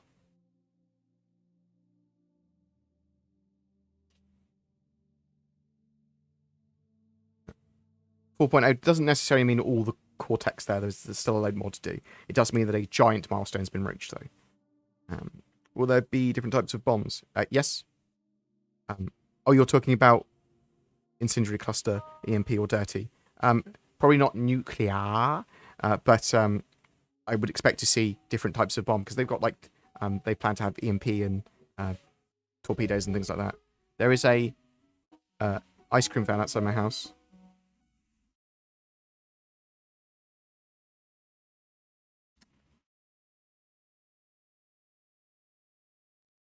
Will there be a tipping point?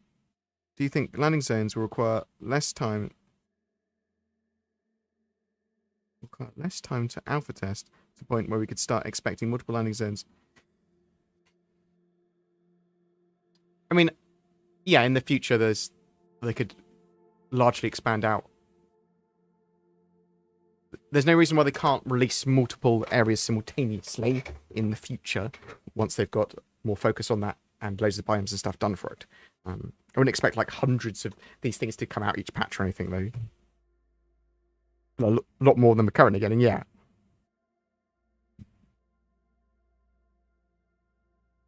Will you be hunting the Microtech Yeti or the Boreal Stalker, as it's otherwise known? Yes, for sure. I'm so in limbo right now, patiently waiting. What for? Sketo, is that for what, 3.14 or? What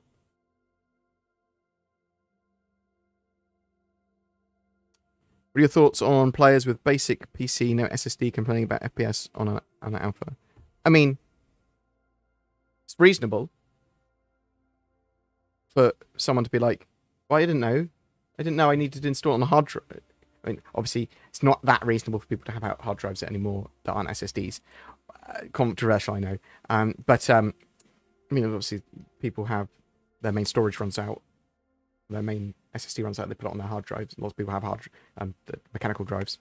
A lot of people still have that. If you didn't know, then you'll be like, I've got 0 frames. Why is it taking me 10 minutes to load?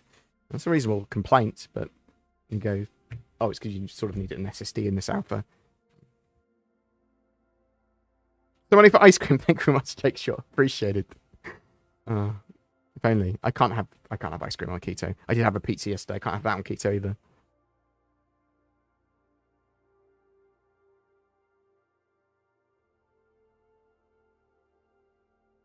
Should missile operator mode allow targeting multiple targets via radar without the need of pilot to visual keep lock based on keeping a traditional lock? I think on some ships with some launchers that will be the case in the future.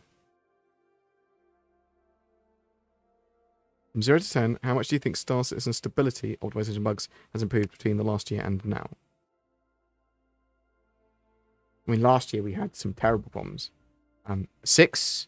6.5?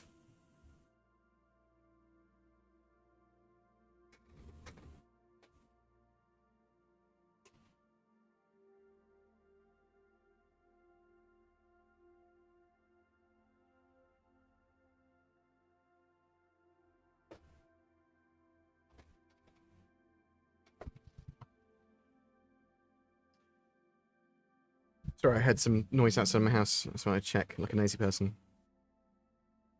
When does Wave 1 come for 3.14? I'm hoping any day now. So between now and the weekend is what the hope is. Do you have any predictions on player habs and hangers and what might it mean with iCache? I mean, iCache is a big step towards, and is being built into persistence. And persistence is supposed to be done by the end of this year. And obviously, persistence is incredibly important for any form of outpost or any form of player hab. And some of the work towards player habs has been going into the cloning outposts that they're working on at the moment. That's big steps towards that as well. So a lot of that stuff looks like it's teetering. And you can see some of the work on cloning outposts in the background there.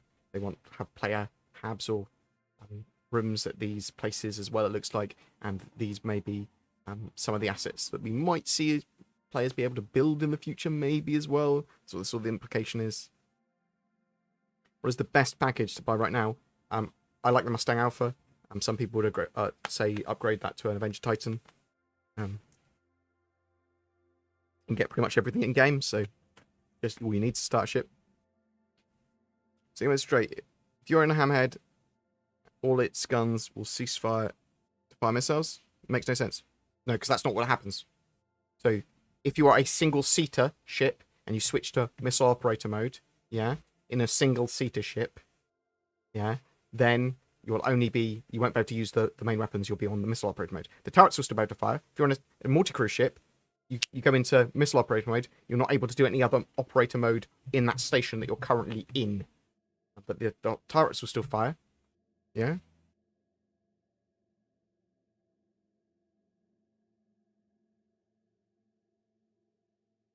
What do you expect AI blades to cost in Alpha UEC? I do not know. Do you think they'll sell them for monies? I will be angry if they do. That will grumpify me. Shouldn't sell that stuff for real money. That'd be ridiculous.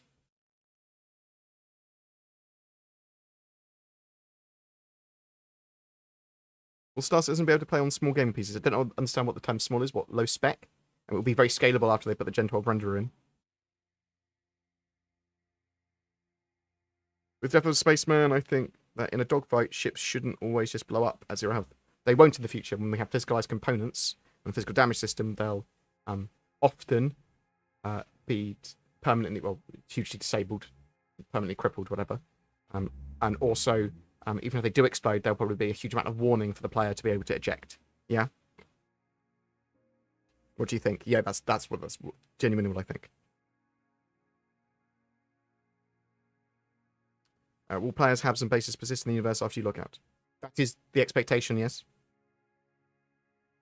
You think player inventory is coming too soon with all the issues and items and weapon despawning, or do you think it will fix the issue? I think it's part of the process to fix all the issues.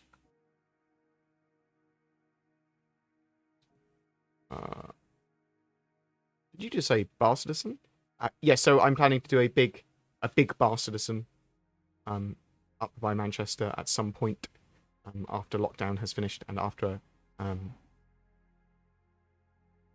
resolved as much as I can with my father, so the situation here is copeable. Start thinking about stuff like that. But I'll probably wait until end of the year, beginning of next year now. Maybe end of this year.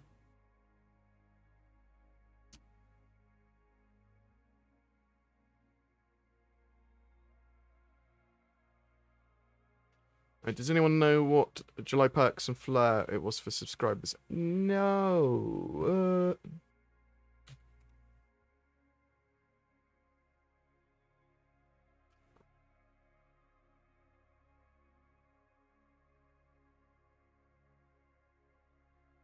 Let's see if I've got it in my notes. I might not.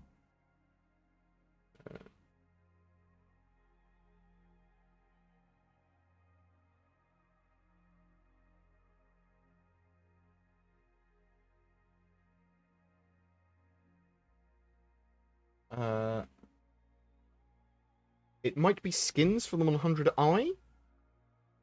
Ship skins is what it looks like flare-wise, maybe this month.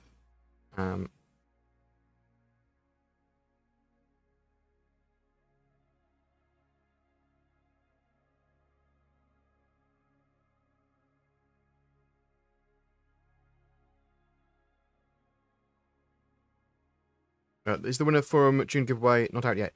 Yeah, I've done a video on it, and it's in my on my Reddit. It was Etalona something. They did just. I've just sent them off their ship earlier today.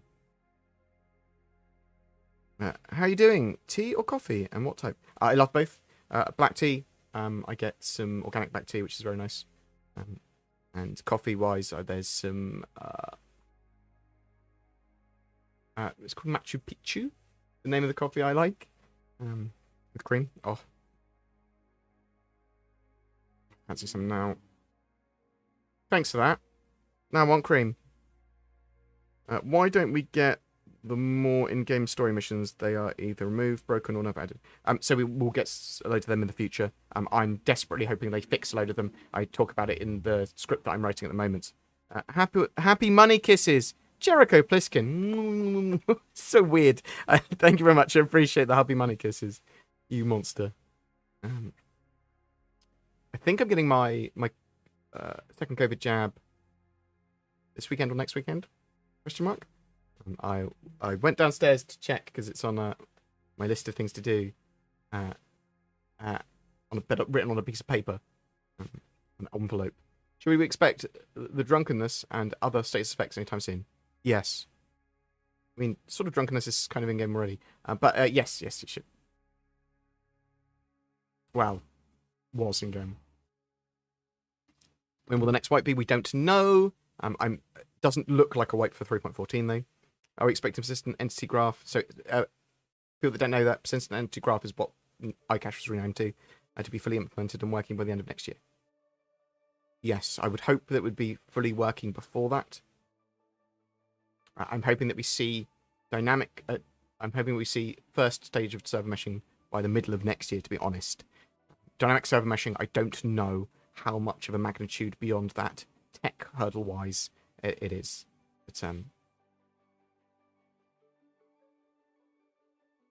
But why do you think we can get ambulance sounds? Do you think we can get ambulance sounds for the Cutlass Red? I hope so. I've been making them myself. When will we be able to see more than 50 players on the server? Server meshing middle of next year is my expectation. Though they might do some tests before that. How far off do you think base building is? NPC families? What? NPC families? I think we'll see later this year. We'll probably see in addition to outposts and stuff. I think probably 4.0. I think they'll hint, and then maybe straight after that, maybe 4.1, we'll start to see some form of more hab-based stuff. Maybe not base building there, but big steps towards it in actual tangible gameplay. Thoughts on whether the Redeemer might accept other modules other than the dropship? Yes, that's possible. They said modularity. With them taking away respawn on the Cutlass Red, do you think the ship will become less popular? It's still going to serve a purpose. Still going to serve a purpose for search and rescue. It's still useful. Stabilization and treating tier 3 type things. But it's certainly going to be less useful, yeah.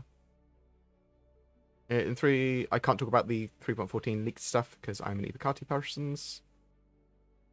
Got Mark Hamill in it, can't be terrible. Agreed.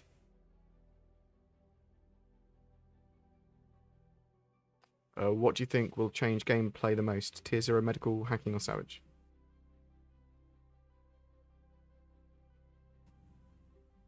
That's a good question.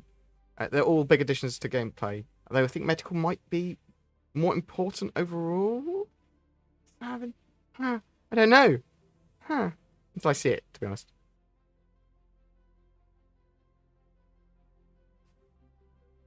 What else have we got?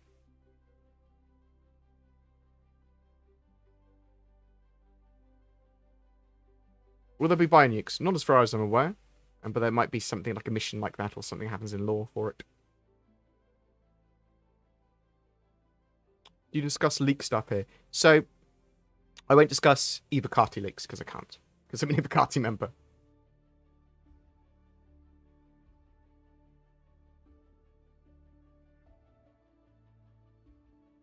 What's to stop people from chasing you down after you eject to actually kill you in space? Well, probably because that will give them a deeper crime stat and mark them down as more of a murderer boy. It will also probably be quite hard to find the person that's ejected without them wanting you to find them. So time, effort, and reason to do that. You don't always hunt people's pods down in Eve. There has to be a reason.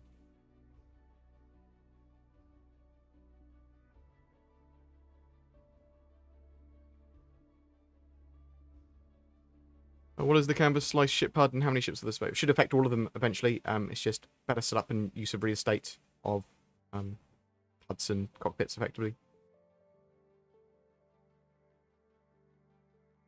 Do you think we've been able to add the nose turret from the M2 to the C2? No, there's not. There's no seat for it there.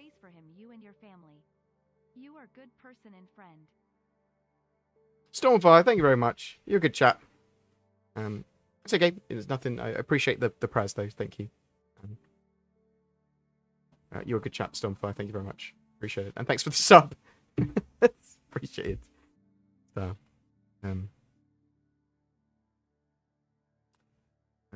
who will Sean Bean be playing in Squadron 42? I hope he appears in Star Citizen somewhere. Wouldn't that be perfect icing to the cake? When does CIG plan to allow Idris owners to fly their ships in the PU? They're not finished setup-wise for players, and we don't have a date when they will be. Do you think next year we're going to start seeing capital ships come into the verse? It's possible. There's obviously going to be more ships and some of the larger ships starting to come in. I'm hoping that we do see the Idris and the Javelin flyable by players by the end of next year. That would be great.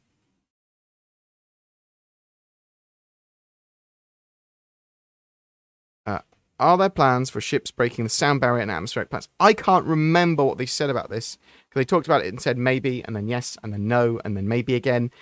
I can't remember. I think they didn't want sonic booms in the end. What's the difference between static and dynamic servo meshing? So static servo meshing basically goes, the these areas that are pre-set up, this planet, this area, bam, bam, bam, is its own server, which then seamlessly shares data between any other servers and can hand off data between them, so you can move between servers nice and easily. I'm going for a Crusader to Microtech, multiple servers there as you go across. Dynamic server meshing then allows you to have any individual object container, so a ship, a room, a planet, or area of space around a planet, the whole star system, all to be their own servers and to be nested in each other. Well, both allow them to be nested in each other, and spin up and spin down based on the population of that area. So they can literally go, this becomes a server. So this room becomes a server because there's people in it. But becomes part of a different server, a larger server, like the whole city, and when there's no people in it, because they might as well just go, well, it's now part of the greater city server. So they can spin up and spin down servers based on population, and they will seamlessly share data.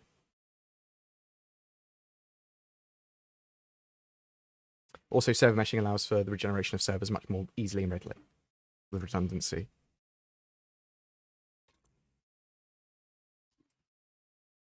How will Sean Bean's character die? Maybe maybe he doesn't die in games? Maybe he only dies in TV. And film. With physicalized inventories coming in, pirates locking down pads will be much more of the threat. They are getting rid of landing pads in lots of areas, and they're getting significantly better defenses as well. They're replacing them with hangers. Any word on AI blades? We know they're working on them. We know they made big strides with them, with the Bengal. Will there be any hacking in-game? Yes, and they're building a hacking mechanic for 3.15. It's going to be a minigame associated with it as well. Going to be hacking computers and terminals and stuff. There's going to be electronic warfare as well. You might be able to hack doors open and stuff like that in the future as well. What's your favourite in-universe food chain? I think I'd probably shop more likely than Twins, but Whammer Burgers, I mean, come on, Whammers. Have you played RimWorld before? I watch a load of RimWorld. Sin plays a lot of RimWorld. DLC is coming up. I'm crazy pumped for it. And there's a Twitch integration mod for it. I might try and get Zin to play RimWorld on stream. Is cargo refactoring coming at the end of this year?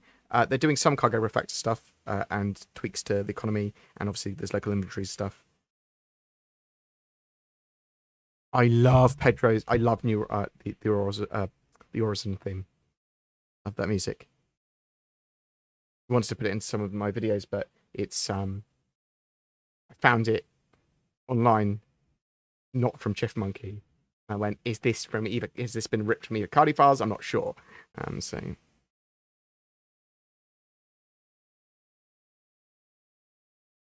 thoughts on if a player wipe will be needed when they implement server meshing? It is much more likely than I think it's likely.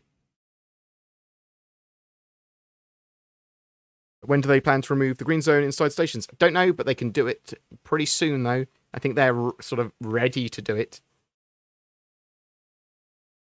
Do you think the Polaris will be released before the Idris? Actually, I think the Idris will be flyable before the Polaris is launched. Thinking about it.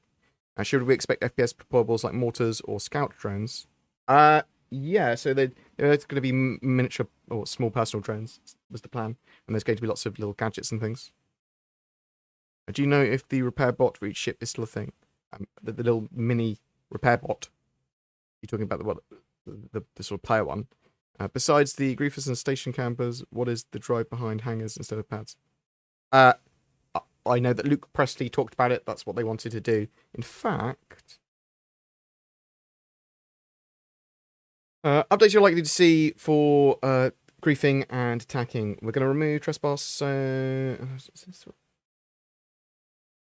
they're updating a load of the law system stuff. And they're adding missile turrets and improving defenses around areas. They're going to be getting rid of Port Olisar eventually, and they're changing a load of the pads to be internal hangars. I think that's because they can have better hand wavium for internal hangars for all the stuff. I don't think they're going to entirely remove pads. It did imply they were entirely removing pads, but I don't think they will. I'm going to dash off in a minute because I want to eat and then get ready to go and see my father at a hospital.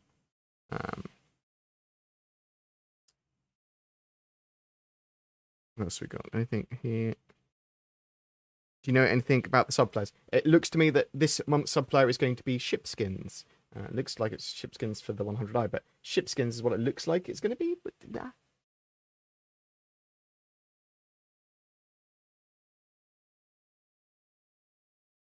Thoughts on Rowan Atkinson playing a bad Mr. Bean, a very angry, eccentric enemy who carries Mr. Teddy. I do like Rowan Atkinson. I'm not a fan of Mr. Bean, but I love Rowan Atkinson. I think I love Blackadder and his general comedy that he's done. I never got into Mr. Bean. Do you think there's going to be noticeable hitching or loading on servers? Hopefully not. Eventually, the idea is no. Rangers when? Yeah. So they are sort of revamping the ground vehicle gameplay stuff quite significantly. I suspect that we'll see Rangers actually soon after that. I don't have a date for you, unfortunately. What size do you think the cannons will be on the Bengal's belly? I mean, they looked pretty massive. Are they sort of like size 12? I think size 14. So someone thinks size 14. I think size 12-ish. Half-Life Forever? I do love Half-Life Alyx. Looking forward to Half-Life 3. Or the next Half-Life game, shall I say.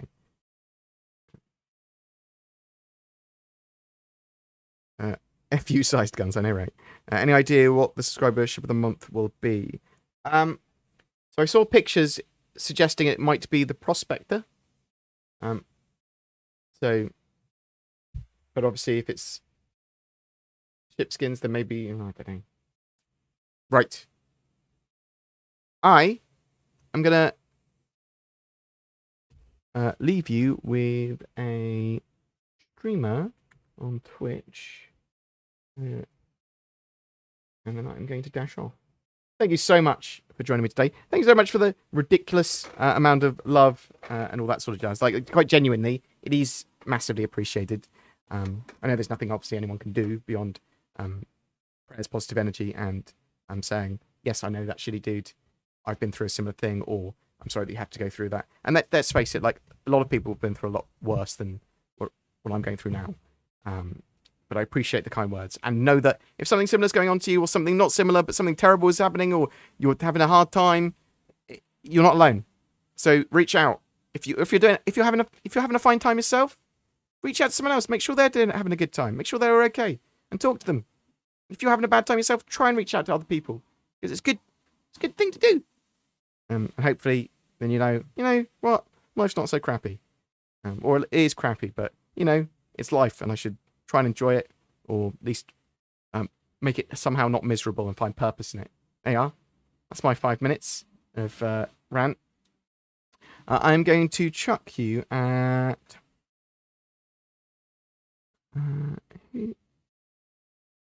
who's around? Who's around at the moment? I'm around.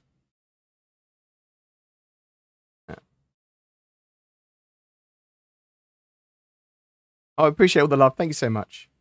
I'm going to chuck you at Chewed Toy. He's running around in a solo buccaneer. I don't think I've given this man love before. So you can give him some love. Thank you so much for watching me today. I appreciate all the love. We'll be getting a video out on a couple of ex-CIG employees that we interviewed. Some not too spicy information, but some pretty good stuff there. Some interesting stuff. We asked them questions about the sort of like Kotaku articles and the toxic Star Citizen atmosphere in the offices and stuff, and they sort of hugely debunk that idea. They are massive Star Citizen fans. They loved the studio. They have some criticism. They got some good stuff, and they helped implement certain things like the standardized metrics early on, and it's a good chat. Hope you enjoy it. Love you loads, guys. Thank you so much for joining me today. Thanks for the kind words.